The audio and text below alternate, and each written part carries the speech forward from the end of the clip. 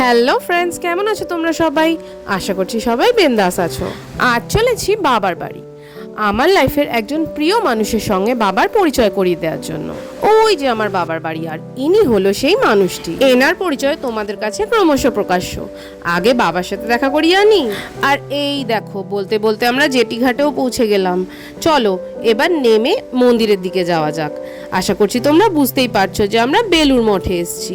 এই জায়গাটা আমাদের বাড়ির অনেকটাই কাছে, গঙ্গা পার করলেই পৌঁছে যাই শান্তির এই জায়গাটায়। চলো তাহলে এবার ভেতর যাওয়া যাক।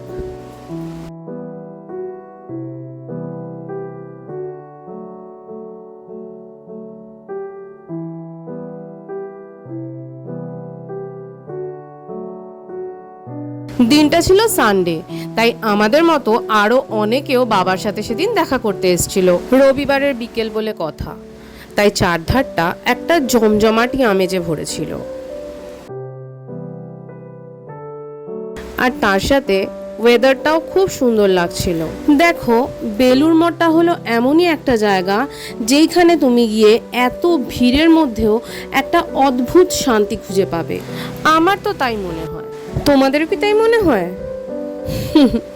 ছাড়ো, তোমরা বরং এই সুন্দর পরিবেশটার ফিলটা নাও, আর পারলে একবার বরং এখান থেকে এসে ঘুরে যেও, তাহলেই তোমরা লাইভ এই ফিলটা পেতে পারবে।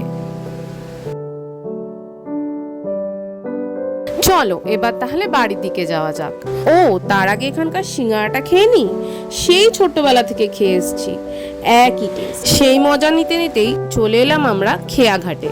চলো তাহলে আজ এইটুকুই, আজকের মতো এবার চলি। আর হ্যাঁ, ওনার পরিচয়টা ওই যে বললাম ক্রমশ প্রকাশ্য।